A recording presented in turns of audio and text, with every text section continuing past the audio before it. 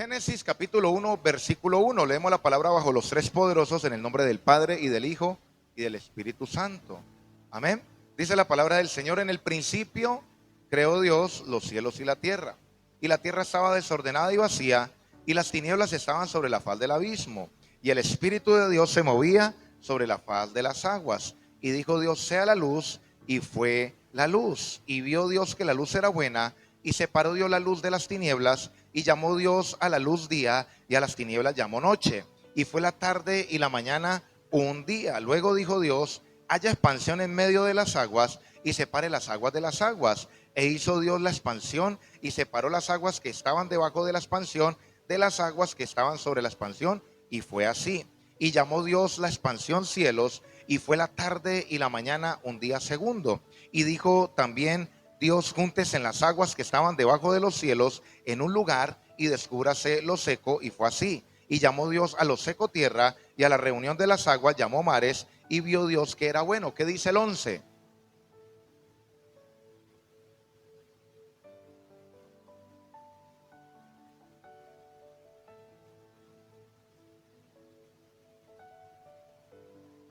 Gloria a Dios. Puede tomar asiento, hermanos. Estamos hablando sobre discípulos, sobre verdaderos discípulos y sobre la multitud, ¿cierto que sí? Y para poder entrar, hermano, y seguir en el tema que hablamos ahora 8 días, usted y yo tenemos que recordar algo. Dice la palabra del Señor: en el principio, y yo les he explicado esto, pero déjeme introducir con este pedazo de la palabra, porque me parece muy importante, hermano. El principio, todo principio, hermano, usted y yo tenemos que analizarlo en las escrituras. Y dice la palabra del Señor que la tierra estaba desordenada y vacía, había un desorden, había un caos, pero dicen las escrituras de que Dios empezó a ordenar y a organizar las cosas. Y en el versículo 11 vemos a un Dios que le da la orden a la tierra de que produzca, amén. Pero ¿qué pasa, hermano? Si usted y yo no nos organizamos, no vamos a poder ser productivos. ¿Qué utilizó el Padre aquí para organizar la tierra? ¿Qué utilizó? La palabra. Entonces, usted y yo, analizando este principio, usted y yo tenemos que decir, bueno, la palabra, si yo empiezo a leer la palabra va a empezar a traer un orden a mi vida. Si yo no me organizo, yo no voy a poder dar fruto, yo no voy a poder ser productivo. Amén. Pastor, ¿cómo así? Yo tengo que tener claro los días donde me voy a congregar. Yo tengo que tener claro, hermano, los tiempos en que yo voy a leer las escrituras, en que yo voy a ayunar, en que yo voy a hacer mi devocional. Son disciplinas. La palabra disciplina viene de discípulo. Amén. Pero lo veo muy callado, como tenso. Dígame en cualquier cosa. Me tiene nervioso. Llevo una semana sin verlos y estoy nervioso, hermano. Entonces, este principio, diga conmigo el principio. El principio es, hermano, aquí la Biblia dice el principio. El principio, para yo ser productivo, yo tengo que ser organizado. Porque Dios organizó la tierra. En el versículo 11 le da la orden de que produzca. Primero la organizó. Si usted y yo no nos organizamos, no vamos a poder ser productivos. Ahora la pregunta del millón: ¿qué utilizó Dios? La palabra. Dijo Dios, a él le tocó que hablar. Entonces usted y yo empezamos a leer las escrituras, hermano, y créame que uno solo le van dando ganas de ser organizado. Uno solo le empiezan a dar dando ganas, hermano, de hacer las cosas bien. Ya te empiezan a dar ganas de levantarte a la madrugada a orar. Ya te empiezan a dar ganas de ser, hermano, disciplinado. La palabra, amén. Las palabras que Jesucristo habló son espíritu y son ¿qué? Son vida. Un verdadero discípulo ama la palabra, ama la enseñanza, ama leer las escrituras, amén. No está enfocado en otra cosa, en críticas o en otras, no, está enfocado es en la palabra, en leer las escrituras, aprovechando bien el tiempo. Coloca el celular aquí o la palabra, no, yo escojo la palabra, voy a leer 1 hora la palabra y voy a concentrarme, voy a meditar en ella. ¿Por qué? Porque en ella está la prosperidad, voy a hacer prosperar mi morada, dice Josué, amén.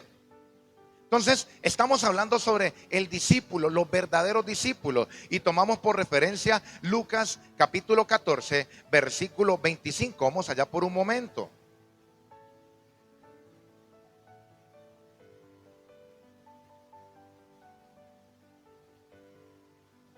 Y voy a tomar unas frases que el Señor me regaló el domingo para recordar un breve resumen para seguir con lo que es un verdadero discípulo. Amén. Lucas capítulo 14, versículo 25, dice la palabra del Señor. Hay un título que dice lo que cuesta seguir a Cristo. Y dice, grandes multitudes iban con él y volviéndose les dijo, si alguno viene a mí y no aborrece a su padre y madre y mujer e hijos y hermanos y hermanas y aún también su propia vida, no puede ser mi discípulo. Cuando el Señor Jesucristo viene aquí a la tierra, hermano, Él no viene a establecer cristianos, Él viene a establecer ¿qué? Discípulos. Amén. Discípulos. Él vino aquí a la tierra y él vino a plantar un discipulado en donde él pudiera transmitir la voluntad del Padre a través del reino de Dios y a partir de la palabra. Él no vino, hermano, inclusive la palabra discípulo está 269 veces en la Biblia. Busque, hermano, búsquelo y verá. Está 269 veces y la palabra cristiano está 3 veces nomás. Amén. Entonces, ¿será que es importante el discipulado? El ser discípulo. Nosotros pensamos que hicimos los 5 niveles de discipulado, los 4 niveles de discipulado y nos graduamos y ya, ahí terminó el discipulado. Un discípulo nunca deja de aprender, el verdadero, ¿no? Porque el que no es verdadero ya cree que ya sabe. Mire, hermano, yo todos los días aprendo. El Señor todos los días nos enseña. La palabra discípulo significa aprendiz. Aprendiz. Nosotros somos aprendices de Cristo. Por eso el Señor dice, los 12 los llamó, no los llamó primero apóstoles, sino discípulos. Y todos los días aprendemos. Nosotros somos discípulos, estamos aprendiendo. Hice cantidad de escuelas, no importa. Yo estoy aprendiendo. El mismo apóstol Pablo dijo, no pretendo yo haberlo ya alcanzado, sino que prosigo a la meta del premio del supremo llamamiento. El hombre que escribió 14 cartas, el hombre, hermano, que fue arrebatado al tercer cielo, el que, hermano, le fue dada una sabiduría tremenda en el cielo para los gentiles. Ese hombre dice que no lo había alcanzado. El hombre que tenía los dones del Espíritu Santo.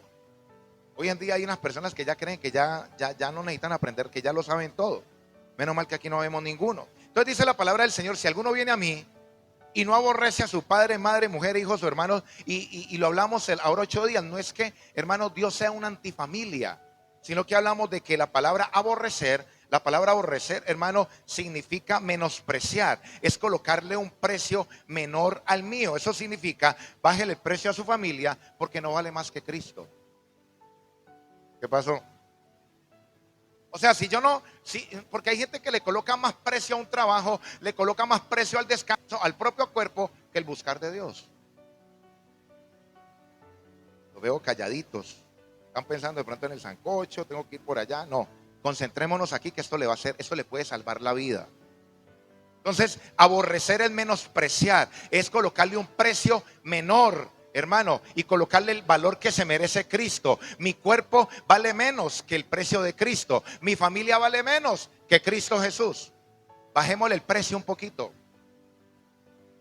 Pastor, ¿cómo así? No entiendo ese arroz con mango. ¿Qué me quiere explicar, pastor? Resulta que hay personas, hermano, que la pareja le dice, no vas para la iglesia. Y no van a la iglesia. Alguien no lo deja ir y no lo tiene, y lo tiene subyugado, subyugada. Y no va. Entonces está colocando por encima de Dios, por encima de Cristo, está aborreciendo a Cristo y está apreciando a la persona. Cuando dice la Biblia, si alguno viene a mí y no aborrece a su padre y a su madre, este versículo fue mal interpretado, hermano, y los religiosos con falta de revelación, que todos lo criticaban, empezaron a decir, no, es que usted tiene que dejar a todo mundo porque son estorbos para que usted crezca y para que usted, no, hermano, no. Tenemos que bajarle el precio al trabajo, al descanso. Pastor, es que ese culto a las 10 de la mañana es muy temprano y yo madrugo todos los días. Hay gente que aprecia más el cuerpo y menosprecia las cosas de Dios. Pastor, con eso yo no quiero decir que menosprecio al Señor, pero no, hermano, son los hechos. Es como yo decirle a una mujer, mi amor, yo te amo, a mi esposa, yo te amo, pero no se lo demuestro con mis hechos. Eso es falso. ¿Cierto que sí? Yo por eso yo digo, ¿qué pensará Dios? Yo vengo pensando yo cuando venía allá de Palmira, inclusive ya acabé la encomienda que me mandó el pastor Oscar, ya voy a estar aquí, ya gracias a Dios. Hermano, yo vengo pensando y yo medito, Dios mío, ¿qué pensará usted? Yo me pongo a ver mis errores, yo digo, Dios mío, yo ¿cómo es que soy pastor? No entiendo. Pura misericordia. Porque es que uno, hermano, está enfocado en tantas cosas y a veces las cosas de Dios las hace a un lado. Entonces dice que si usted y yo no aborrecemos, si no le bajamos el precio, hermano, a la familia, al hijo, a la hija, hermano, no vamos a poder ser discípulos de Cristo. Porque aquí habla de una multitud, ¿no? Grandes multitudes.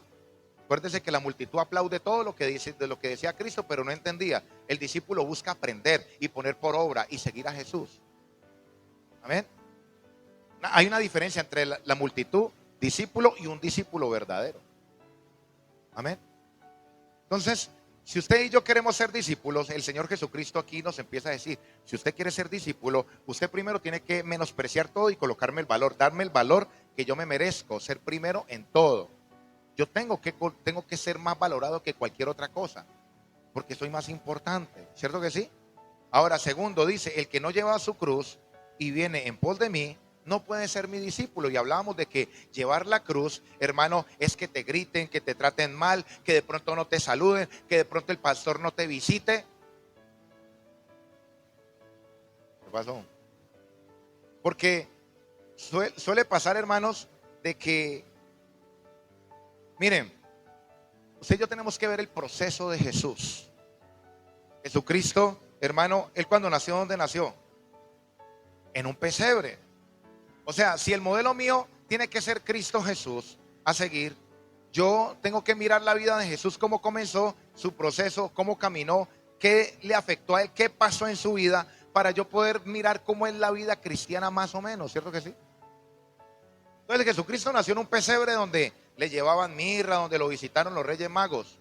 Hay gente que empezó la vida de pesebre, el cristiano recién nacido, el primerizo. Y pastor, yo llevo muchos años, pero si no ha decidido crecer, es el primerizo, porque se enoja, porque no le dicen nada, porque no lo visitan, porque no le dan. Ese es el cristiano pesebre, el que se enoja porque no lo visitan. Menos mal que aquí no hay ninguno. Yo le estoy diciendo para que usted lo tenga presente y le enseñe a otra persona por allí. Jesucristo creció a los 12 años. ¿Qué pasó? Creció, tenía una sabiduría, pero se perdió, ¿cierto que sí? Entonces hay cristianos que tienen alguna sabiduría, pero se siguen perdiendo en el templo. Pero no me hágame una mueca, cualquier cosa. Y está el cristiano, el Cristo, el Señor Jesucristo de 30 años, ya maduro, que muere en la cruz, que no solamente se niega, sino que carga la cruz y muere. Hay cristianos que sí, llegan, hermanos, tienen cierta madurez, pero se niegan porque se niegan en ciertas cosas. Pero no solamente negarse, hay que morir, como lo explicamos la otra vez. No basta con negarse, hay es que morir. Hay unos que hay que matarlos, ¿no? Pero no matarlos físicamente, porque no están dispuestos a morir. No, pero yo qué voy a hacer eso, pastor. No, una cosa es que usted y yo le demos muerte a las obras de la carne, le demos muerte al yo. Y otra cosa es que el mismo Dios lo tienes que matar, hermano, pero no hablando en lo plano físico, sino en lo espiritual.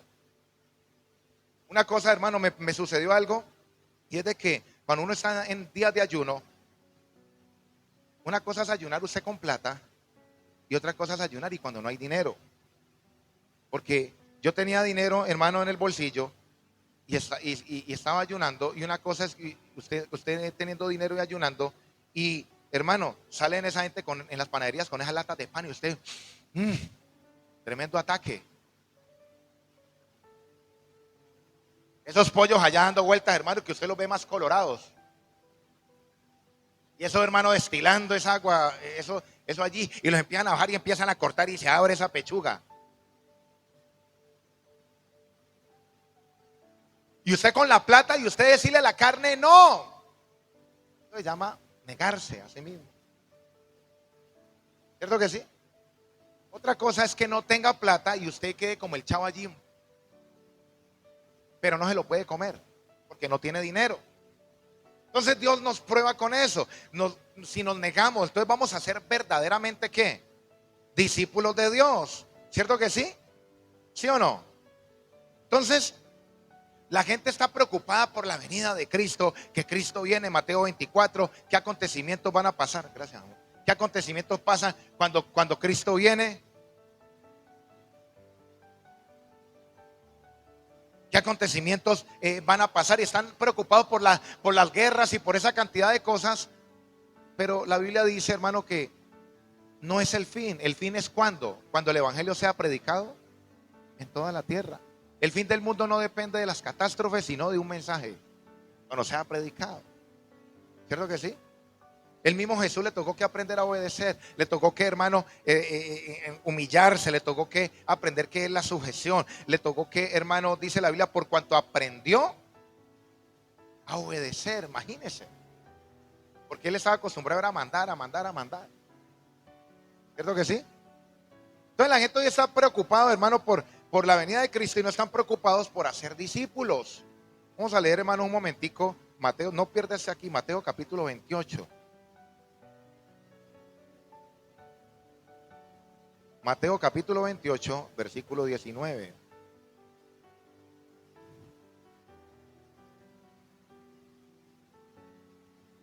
Mateo 28,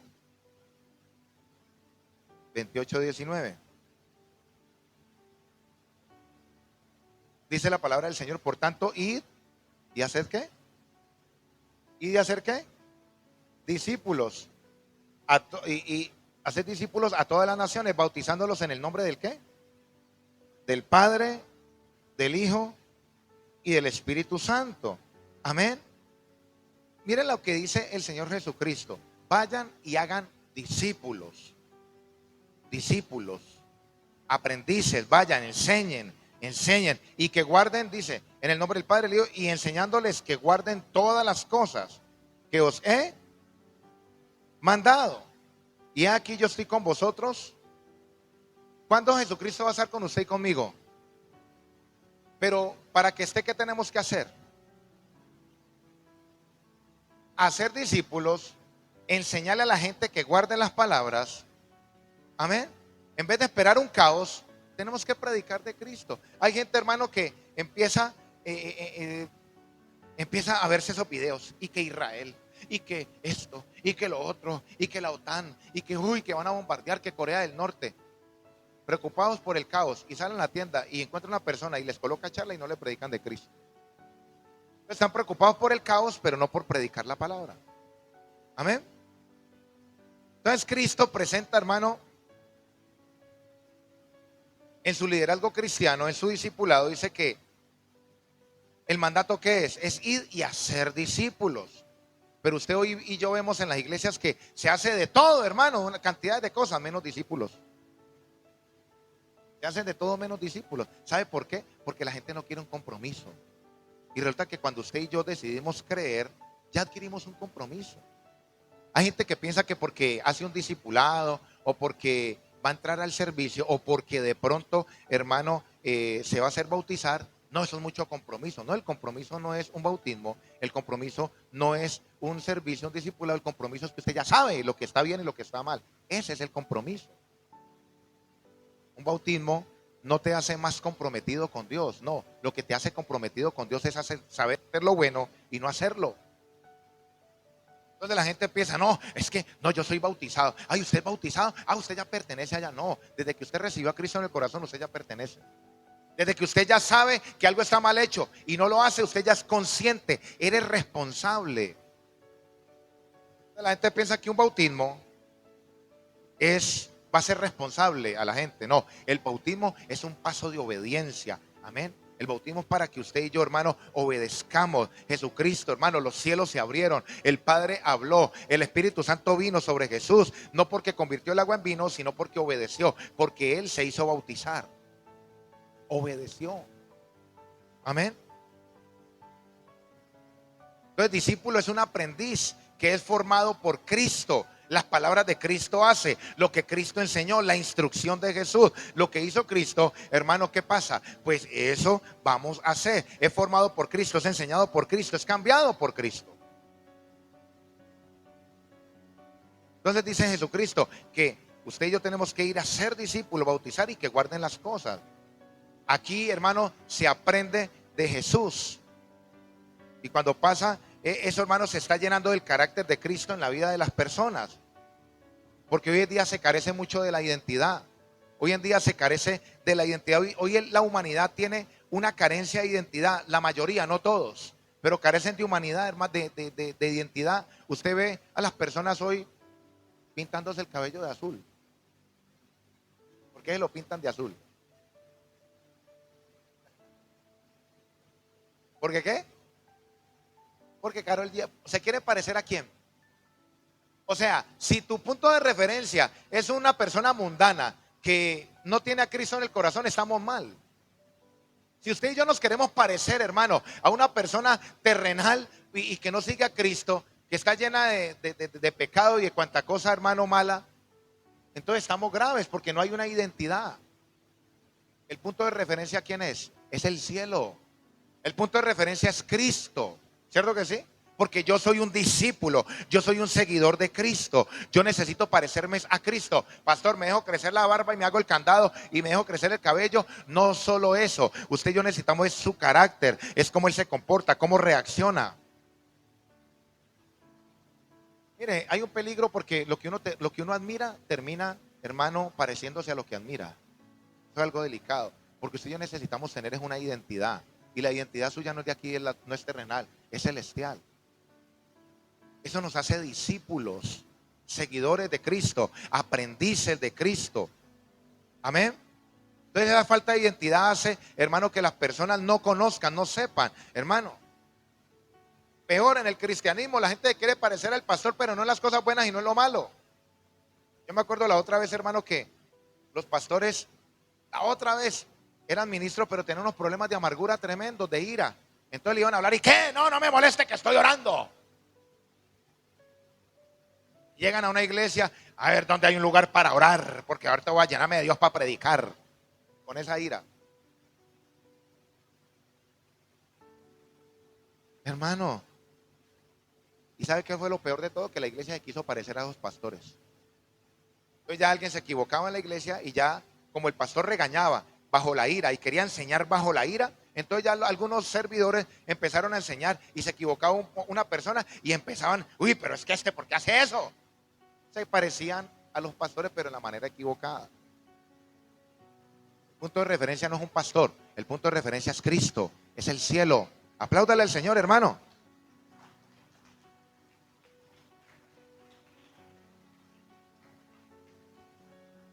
Miren, hermanos, hoy la gente se quiere parecer a todo menos a Jesús. ¿Sabe por qué? Porque dejaron de conocer a Jesús. Para poder conocer a Jesús hay que leer la palabra, lo que Él hizo. Por eso Él le pregunta a los discípulos, ¿ustedes, la gente, quién dice que soy? No, unos dicen que Jeremías, otros que un maestro, otro que eres un profeta. ¿Y ustedes quién dicen que soy yo? Nadie dijo nada, solamente Pedro, ¿tú eres el Cristo, el Hijo del Dios viviente? Y vuelvo y le digo, Él no lo preguntó porque Él necesitara sentir que lo admiraran, ay, por llenar su cuota de rechazo o de grandeza, no, sino que es importante usted y yo cómo percibimos a Jesús. ¿Cómo percibes a Jesús?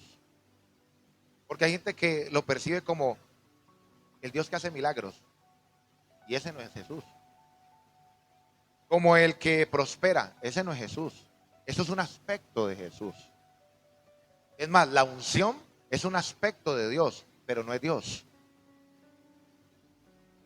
La presencia de Dios es otra cosa. Él es una persona. Es como hay gente que trabaja en una finca, recibe plata, beneficios del dueño de la finca a través de la finca, come frutas de la finca, le regalan frutas de la finca, pero nunca conoció al dueño. Nunca conoció al dueño. Aunque trabajó en la finca, recibió plata del dueño, pero no lo conoció. Lo mismo pasa con personas que un día Dios les hizo un milagro y conocieron un milagro y pensaron que no, y Jesucristo, y me hizo el milagro, y yo creo en los milagros y gloria a Dios, pero no buscan del Señor y no saben que Él no es un milagro. Dios no es riqueza. Dios no es, hermano, sanidad. Dios es una persona. Entonces, los discípulos, hermano, ¿por qué le pregunta a Jesús eso a los discípulos? Porque es importante usted y yo cómo percibimos a Jesús. Si usted y yo percibimos a Jesús como nuestro único y suficiente Salvador, hermano, estamos en lo correcto. Eso es Jesús, tu Salvador. Amén. Y ahí ya vamos a empezar, denle la gloria a Dios. Ahí ya vamos a empezar a experimentar aspectos del Señor. Porque la unción es la omnipotencia de Dios aquí en la tierra. Pero no es Dios. No es Dios. Amén. Entonces usted y yo tenemos que empezar a conocer de Jesús. Hermano, hoy se empieza a conocer de una cantidad de cosas, pero no empezamos a conocer de Jesús. Yo le recomiendo a la gente que lea los evangelios. Mire a Jesús. Amén. Entonces dice la palabra del Señor, hermano, que la Biblia dice que para que todos crezcamos y lleguemos a la estatura de un varón. Pero ¿cuál es la estatura? ¿Cuál es la estatura? Cristo. Dice la Biblia que hasta que Cristo sea formado en nosotros, ¿cierto que sí?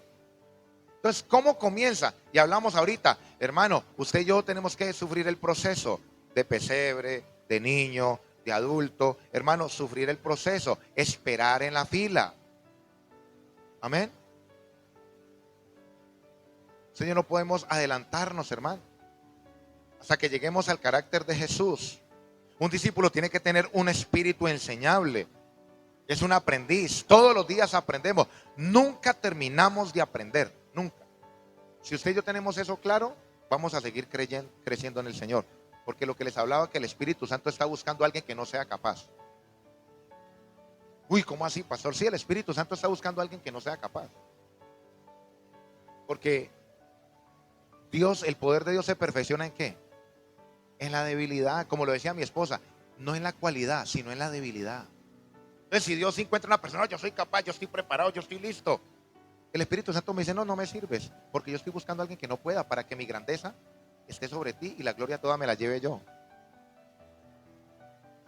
Cositas como esas contristan al Espíritu Santo, hermano. Y yo tenemos que tenerla clara. Padre, yo no soy capaz, tú en mí sí. Yo no soy capaz, no soy capaz, Señor. Ayúdame, Padre, porque por mis propias fuerzas no sé. El mismo apóstol Pablo lo entendió, que él tenía todo por basura. No soy capaz, Señor. Enséñame tú, dime cómo lo hago. Aunque usted crea saberlo hacer, Señor, no sé. Dime cómo lo debo de hacer. Eso le agrada, esos corazones le agradan al Espíritu de Dios. Le agradan. Él necesita personas que no sean capaces. Él necesita personas que hagan lo que Él quiere. Amén. Él necesita esas personas, hermano. Él necesita un discípulo. Él no necesita, hermano, alguien de la multitud, sino un discípulo. El discípulo verdadero ama la enseñanza. Usted y yo nunca dejamos de ser corregidos, nunca. Nunca dejamos de ser corregidos. Siempre estamos allí, hermano, para de pronto ser corregidos en algún momento de nuestras vidas. Amén. Volviendo otra vez, hermano, a Lucas capítulo 14, versículo 27. Dice que negarnos a nosotros mismos. Negarse a un verdadero discípulo se niega a sí mismo. Y cuando estamos en el camino del discipulado, usted y yo no esperamos que nos maten, sino que morimos voluntariamente, morimos. Amén. Hay gente que no quiere morir, hermano, no quiere morir. No quiere morir. Usted y yo nos entregamos. Estamos muriendo constantemente. Miren, hermanos, el estar aquí hace que usted y yo estamos matando el yo. Lo estamos matando. Porque usted podría haber sido para Lago Calima. Ha podido quedarse allá con los pies de para arriba, viendo televisión, o acostado, hermano, con una almohada aquí diagonal, viendo celular. Pero usted le dijo a su carne, no, yo voy para el culto. Estás negándote a ti mismo. Cuando usted empieza a buscar del Señor, porque la carne va a querer comodidad, la carne quiere película, quiere Netflix, quiere celular, quiere dormir, quiere pasear, pero cuando usted le dice no, usted está negándose a usted mismo y usted está yendo por el camino del discipulado del Señor. Amén. Está yendo por el discipulado. Entonces todos los días tenemos que esforzarnos, tenemos que morir.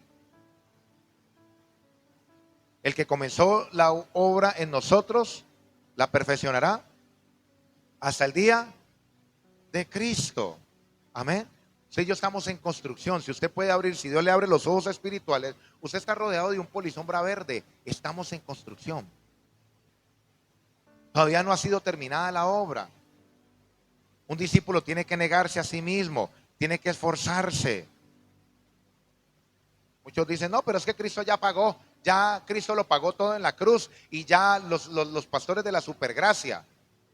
Leamos un momentico, hermano, segunda carta de Timoteo, capítulo 2, para derribar vacas sagradas. Eso es el discipulado, hermano. Empezar a aprender, a conocer. Segunda de Timoteo, capítulo 2.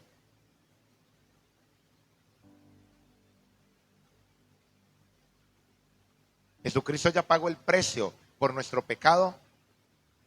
Pero ¿qué dice aquí, hermano? Segunda carta de Timoteo, capítulo 2, versículo 1. Tú pues, hijo mío, esfuérzate. ¿En qué? Esfuérzate ¿en qué? En la gracia. Entonces con esto desmentimos esos pastores de la supergracia que no, usted no tiene que hacer ningún esfuerzo, ya Cristo lo pagó todo en la cruz. Sí, de tu pecado. Pero no nos esforcemos y verá y no seamos valientes. Para venir aquí hay que ser esforzado y valiente. Porque hay gente que la carne no lo deja venir al culto, sino de vez en cuando. Diga conmigo, niéguese a sí mismo. Hay que negarse, hermano. Negarse, tener discernimiento, decirle, Señor, el diablo por dónde me está atacando, Señor, está enredado. Mire, hermano, yo veo denominaciones enredadas en cositas doctrinales, peleándose los unos con los otros, y digo, y personas con odio, con resentimiento, no buscando el Señor, hermano, que si se llegan a morir ambos se van para el infierno y peleando. El diablo los distrae tan fácil, tan fácil, tan facilito. El discípulo debe de cargar la cruz. Ya no es si me gusta o no, sino que es un carácter. Ya usted va adquiriendo un carácter, ya usted es formado. Usted dice, yo no quiero ir, pero yo sé que yo tengo que ir. Y voy para el culto. Mi cuerpo quiere acostarse a dormir, pero no, yo debo de ir al culto y voy para el culto. Es como cuando el trabajo, yo tengo un trabajo, ay, está lloviendo y está con la pareja allí, con el esposo, la esposa, y más rico arrunchado allí, está lloviendo y ya tiene que levantarse e ir a trabajar. ¿A cuánto nos gustaría quedarnos allí durmiendo? A todos, ¿cierto? No, usted no, bueno, a mí sí. Pero ¿qué pasa, hermano? Toca que levantarse, ¿cierto que sí? Y toca. Lo mismo pasa en la vida espiritual. A veces no queremos hacer algo de Dios, pero toca que hacerlo. Eso se llama carácter. Si usted le hace caso a la carne, al alma, lo lleva al infierno. Porque el alma no quiere hacer las cosas espirituales, no quiere. Se oponen. No puede hacer las cosas espirituales, dice el apóstol Pablo. Amén. Entonces no es si me gusta, sino que ya sé que lo tengo que hacer. A veces no tengo ganas de orar, pero tengo que orar. Eso se llama un carácter. Ya los sentimientos, los sentires no van a determinar mi vida con Cristo. Amén. No, es que yo no siento, es que yo no siento ir, es que yo no me gusta, es que no me siento. No, eso no es por sentires. Yo voy a buscar a Dios, punto. Dígame. ¿Cierto que sí? Entonces ya los sentimientos pasan a un lado. Ya es una responsabilidad. Otros se debilitaron, yo no. Otros se desanimaron, yo no.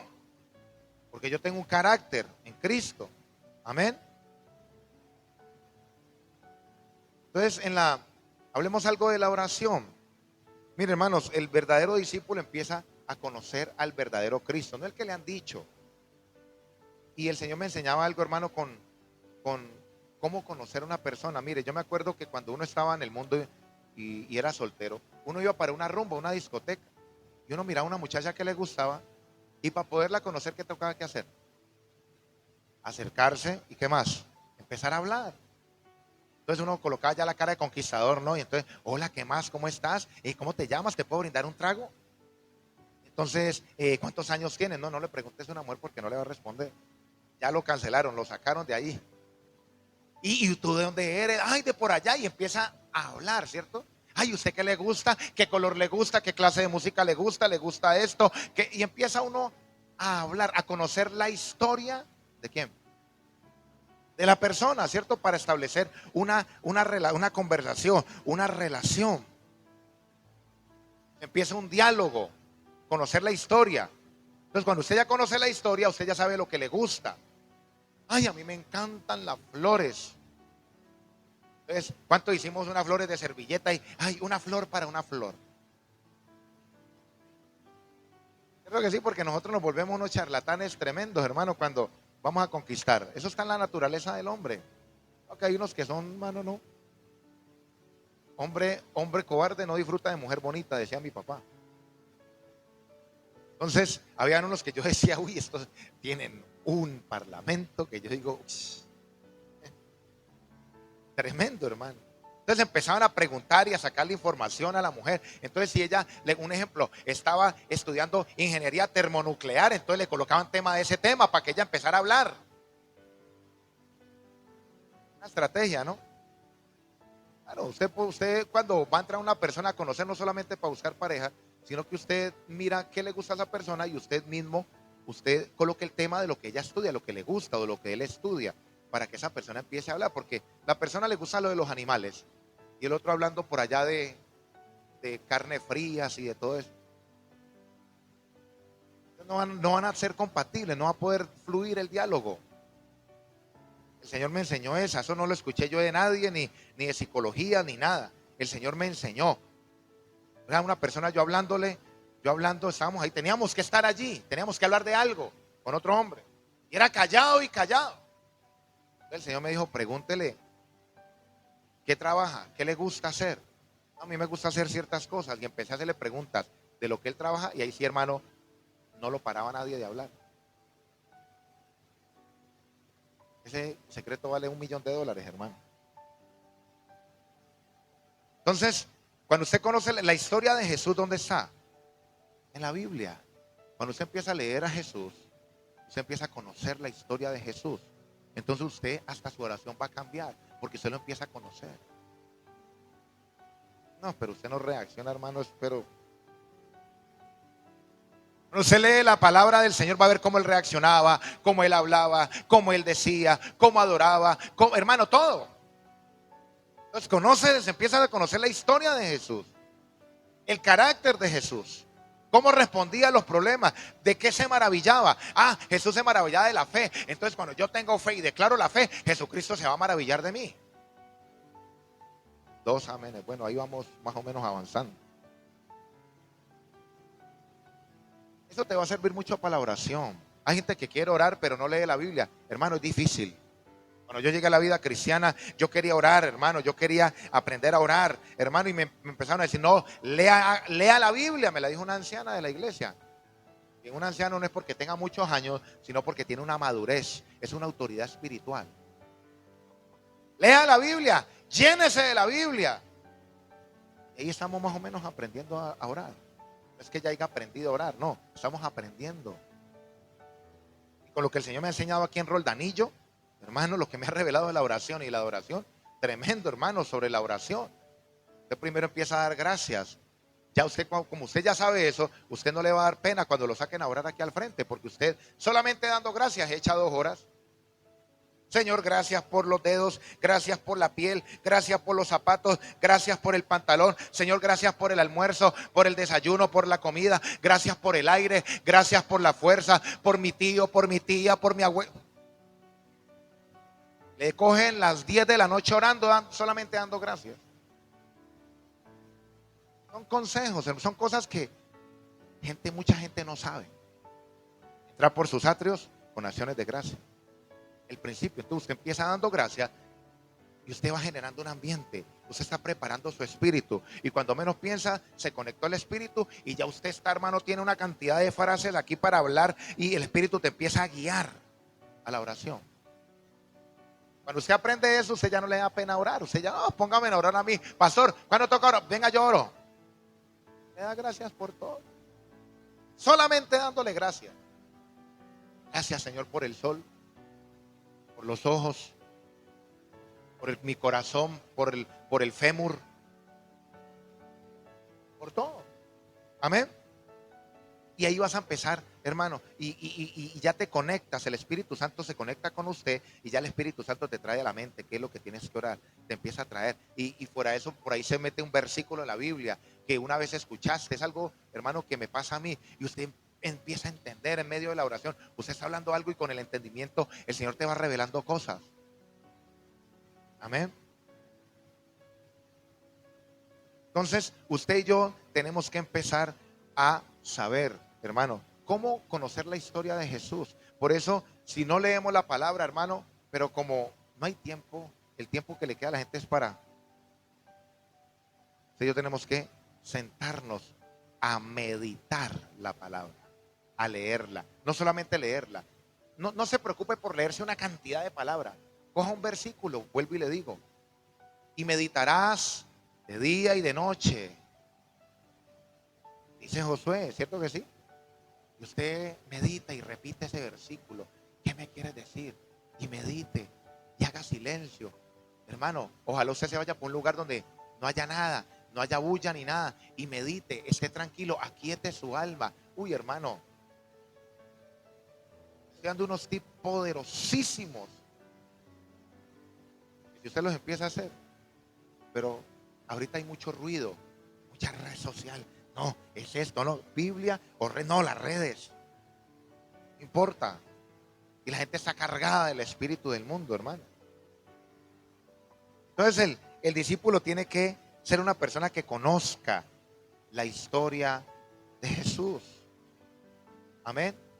Cuando usted empieza a conocer la historia, usted empieza a orar más, usted empieza a ser transformado, usted empieza a cambiar, usted ya no es el mismo de antes.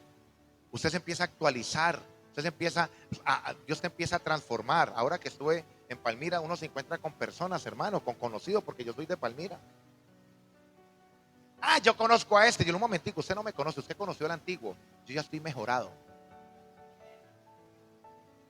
Claro, cada día mejoramos, ¿cierto? Vamos cambiando. Hermano, esa flechita así, que es como redondita, actualizar. Estamos siendo actualizados. El software está siendo actualizado cada día. ¿Sí o no? Somos una obra de arte. No, pero usted no se lo cree todavía, ¿no? Como que no se lo cree. Somos la obra de arte de Jesús.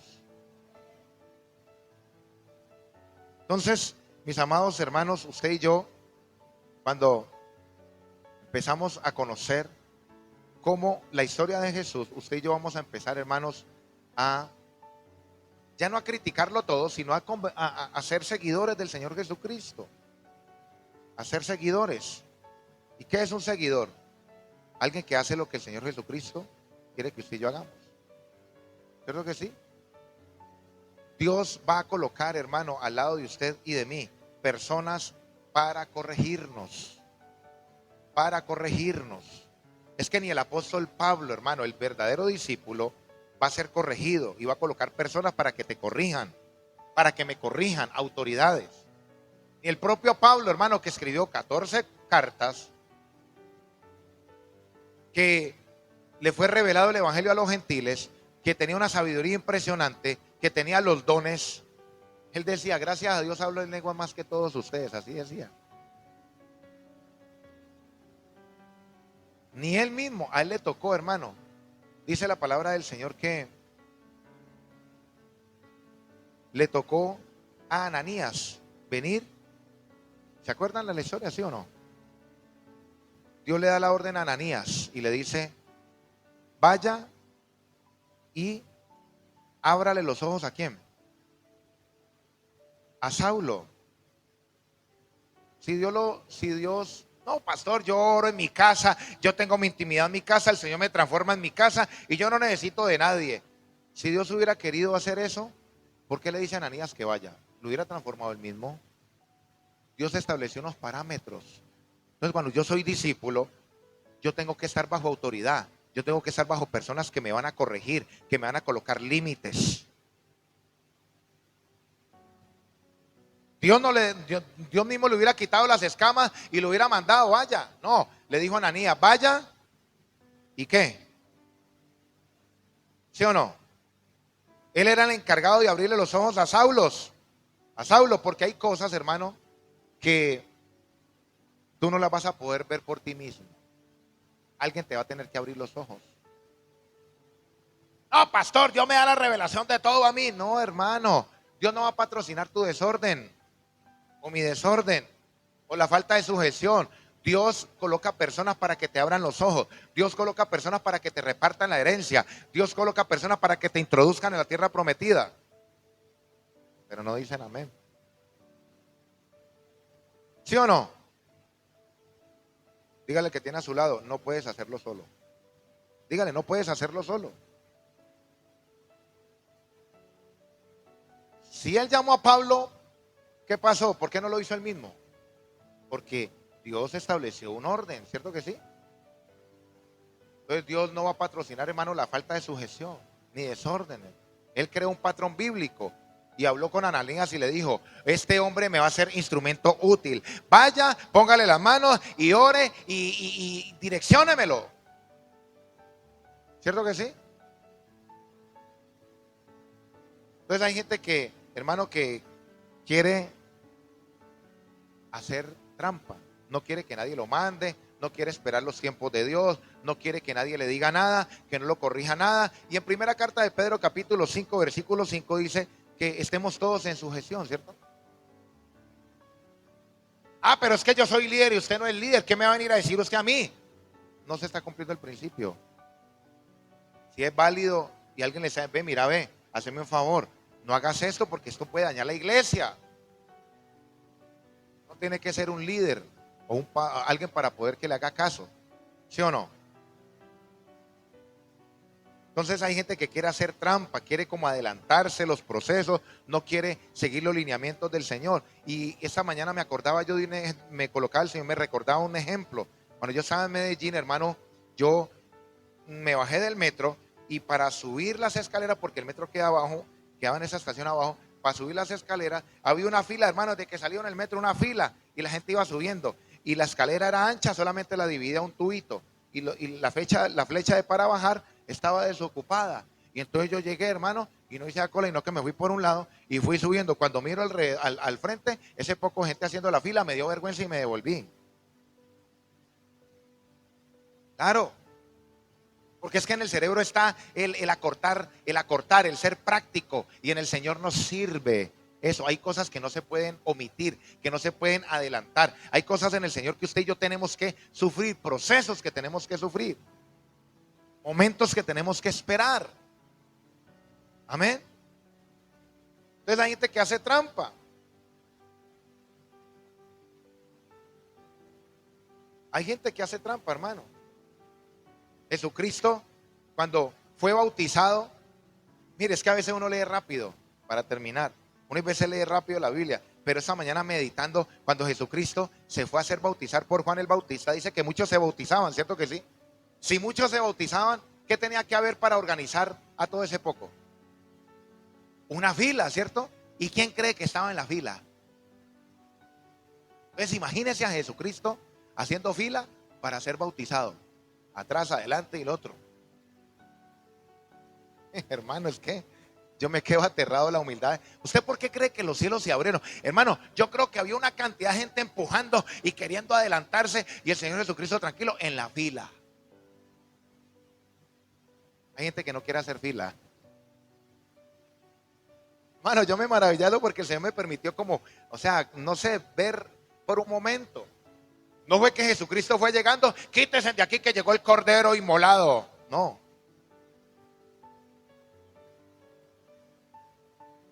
¿Le tocó que hacer qué? Fila, hermano. Le tocó que hacer fila. El Señor Jesús le tocó que hacer la fila, y mientras que, porque yo me imagino al Padre viendo a su Hijo, que fue Dios y que conoce todo, hermano, porque Él conocía todo, haciendo fila. El Padre se tuvo que haber maravillado de eso, hermano.